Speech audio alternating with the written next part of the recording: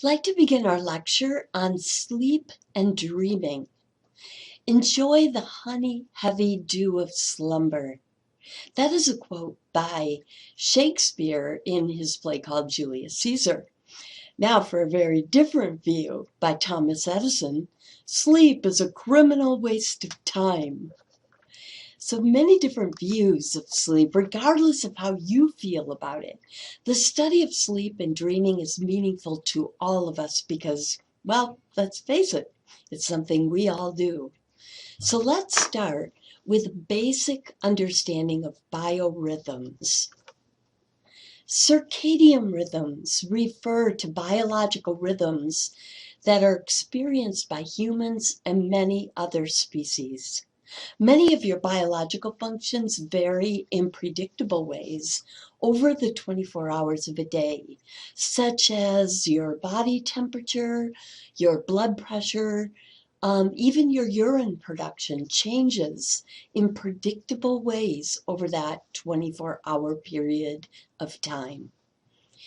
Also, when you get tired naturally, so natural sleep is also guided by cyclical factors, such as the lighting and your body temperature. Your body temperature usually drops significantly starting about midnight and starts increasing significantly somewhere between 6 and 8 in the morning. It can be quite difficult dealing with working rotating shifts or traveling to other time zones. Those times when we need to actually reset our biological clocks. But usually this happens on its own. So first, let's look at this natural process, resetting the biological clock. What is involved in it? It says here, it's stars, light, and melatonin. So what kicks it off is a change in lighting, right? When it gets darker outside, the retina detects that change in the light. And this sends a message to the hypothalamus. And the hypothalamus, by the way, is in the suprachiasmatic nucleus. Sometimes this is just referred to as SCN. So if you see this somewhere referred to in that way, it just is referring to the suprachiasmatic nucleus. The SCN then sends a message to the pineal gland, and the pineal gland actually releases this neurochemical called melatonin. And melatonin adjusts the clock for you. Now, if you're dealing with something like a rotating shift or you're traveling to other time zones and you need to try to assist that process, there are small doses of melatonin that you can buy in a drugstore without a prescription. Now, melatonin is useful for one thing only, to help you take naps during the day. And this can be really helpful sometimes for people who are dealing with jet lag, and also sometimes when you need to take a nap to prepare you for a rotating shift at work. So it can really help you to take a nap, get tired and take a nap during the daytime. But it doesn't help with nighttime sleeping. And the reason for that is that you already produce plenty of melatonin at nighttime. Even if you're suffering from insomnia, melatonin is not the problem. So we're going to be talking a bit about sleep labs. I've mentioned before that I've worked in a sleep lab for a while. If you are a participant in a sleep lab, for instance, one at a university, maybe through a SONA study, sleep labs are generally involved in doing research on issues related to sleep and dreaming and or diagnosing sleep disorders. The main instrument in a sleep lab is an EEG. This is the abbreviation for electroencephalograph. And the electroencephalograph measures brain waves. It actually measures and then records your brain waves while you are sleeping. So any sleep lab is going to have an EEG. Now, they may also have some of this other equipment that we're going to talk about, but the EEG is the most crucial. So the sleep lab might also have EMGs, That's an electromyograph, and that records muscular activity, muscular tension. So the M, you can remember that as muscular, right? And the EOGs, this is the electroocularograph, and this records eye movements, so is especially interesting, of course, for recording REM sleep. And then finally we have EKGs. This is the one most of you are probably already familiar with, and that's the electrocardiograph, and that measures, of course, heart rhythms. Now, if you were a participant in a sleep lab, you would show up, sign up for your study, and show up to actually sleep overnight. And sleeping overnight, as you can imagine, sleep labs are equipped with little rooms like the one shown on the slide. And you are generally donned in an EEG cap. This is also sometimes called the sleep cap.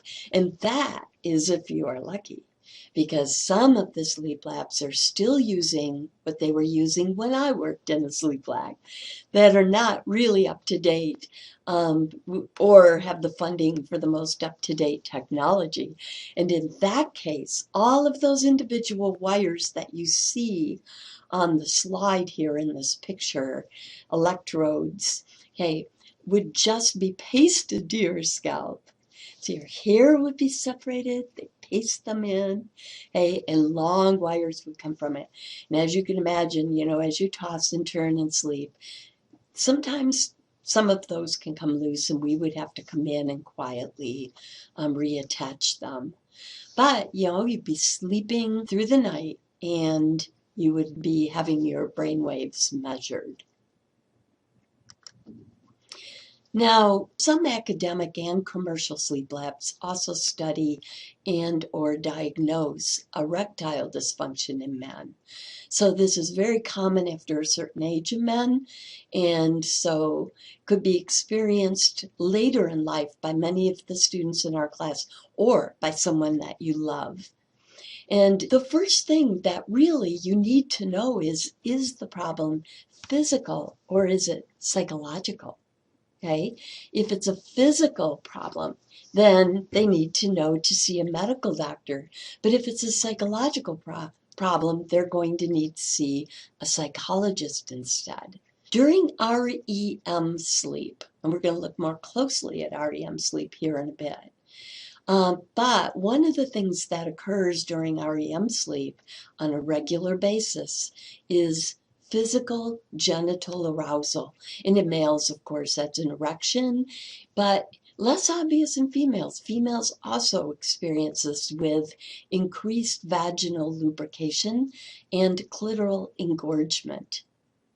And REM erection in men usually outlasts REM sleep by about 30 to 45 minutes.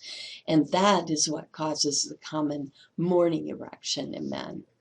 Okay, and this is very important in sleep labs in diagnosing whether it's a physical problem or a psychological problem, because you can think of the genital arousal during REM sleep as being a non-sexual arousal. In other words, it's kind of like just a check on all the equipment to make sure everything is functioning properly physically. Commercial labs commonly charge $200 to $300. Now, this was in my day, and that price has probably gone up quite a bit since then. But they charged back in my day $200 to $300 to determine if a case of erectile dysfunction was physical or psychological. There's a really inexpensive, highly effective test that I'm going to clue you in on in case you ever have this difficulty or someone you love. Okay? And for the price of just a few postage stamps. So you know the postage stamps that you see on the slide that you can buy that are in a roll and they're perforated. Okay? That's all you need, and only enough to go around the base of the penis and then attach. So there is an adhesive on one side, and you just attach that with liquid, right? So just enough to go around the base of the penis, and as you might have guessed, it's a physical problem. The stamps are not going to be broken apart in the morning. If it is a psychological problem, they will be. So you can get your answer here for just the cost of a few postage stamps.